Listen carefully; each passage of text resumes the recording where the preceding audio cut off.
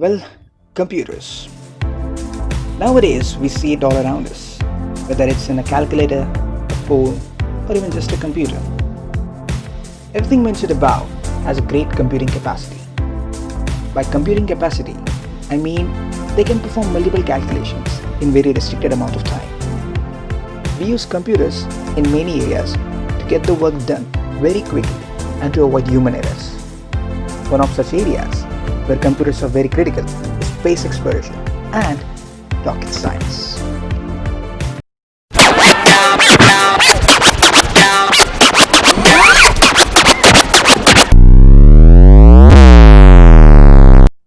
Space exploration and rocket science both are different things, kind of dependent on one another. But both of these fields require sophisticated computing for performing their various functions, like controlling navigation, signal transmission, or performing some tests.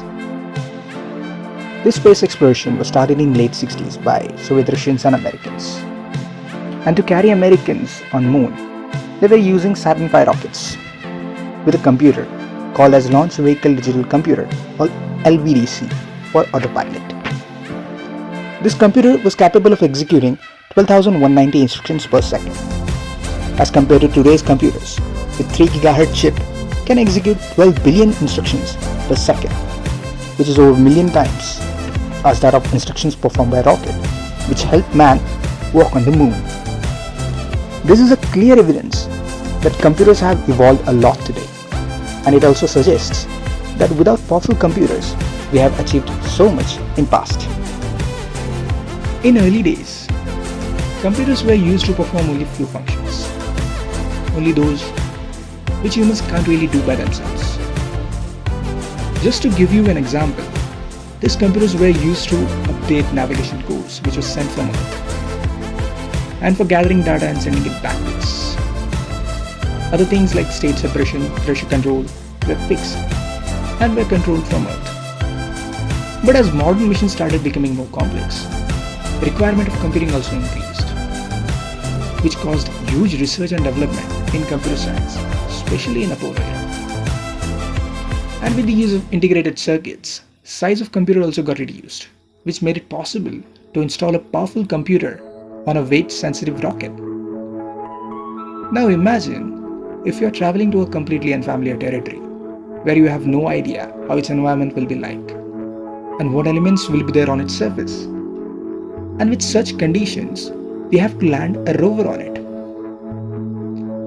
In such cases, we have to totally depend on the computers which are mounted on rovers or satellite to perform calculations and take necessary decisions. It has to calculate parameters like surface hardness, temperature, radiation level, wind speed, and density. After calculating all such parameters, then only it can decide when and where to land. US's Mars Reconnaissance Orbiter was using a spaceflight computer with 133 MHz processor. Well, the processing speed might seem to be a little bit less as compared to gigahertz processors, which you are using right now while streaming the video. But with the space standards, it's moderate enough for an orbiter. Also, unlike on the Earth, these computers has to go through different environmental conditions and has to sustain throughout the mission. Just to point out another big thing, there is radiation in space, which can affect communication and normal processing of any computer. Even the data recorders for such missions has to be different from conventional ones on Earth. The one which is specifically used for this mission is called a solid state recorder, as it is not having any moving parts, no tapes, and no hard disks.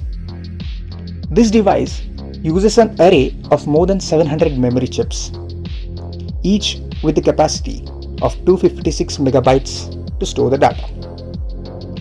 The total storage capacity for this mission, or Mars Reconnaissance Orbiter, was around 160 gigabytes. At the first glance, it might seem good enough. But when you calculate the size of single image, which is captured from either rover or a satellite, you might have to rethink. The size of single image is around 28 gigabytes. because of which it can't store much data at once. So what it does, it collects the data, store it until this data is transferred to Earth, and once it is transferred, then it just overwrites it. This was all about the computers which were sent with rockets. But what about the computers here on Earth? How they are used in space exploration? Computers on Earth plays a much bigger role in terms of space exploration. As one satellite is sent out there in space, you can't really modify its physical specification in the middle of travel. Hence, everything has to be pre-calculated precisely on Earth before launching it.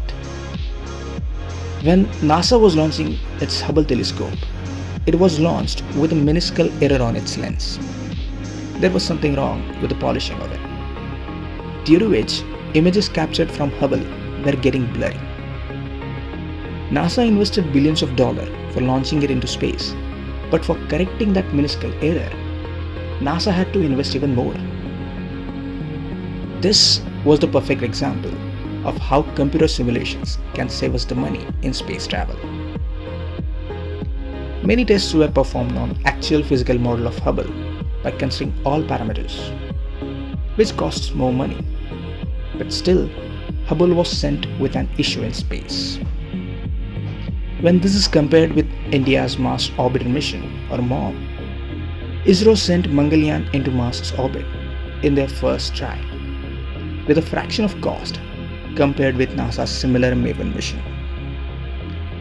All of this was achieved because of rigorous testing and simulations.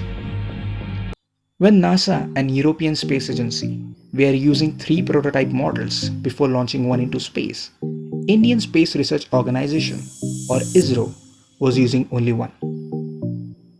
They had similar experience with their own moon lander mission called as Chandrayaan-1. Over the years, we have improved a lot in computer science. We were using analog switches and controls over digital touchscreens in our shuttle and capsule program as a fail-safe mechanism. For example, if we are using a touchscreen control and suddenly something happened to the screen, then we can lose our control over entire spaceship. But in SpaceX's recent crew mission, they used touchscreen controls for the first time, which shows how fail-safe mechanisms has improved as well. This was all about the computers in space exploration. If you want to understand basically how a computer works and want to know more about programming, please check out our friends at SofteCode. Here you will find interesting articles on web development, software designing, AI, Internet of Things, and many more. For visiting them, you can search SofteCode or just click on the link given in the description below. If you liked the video, then please leave a like and share this with your friends and family. And if you want to view more such content, then don't forget to subscribe to Science Today.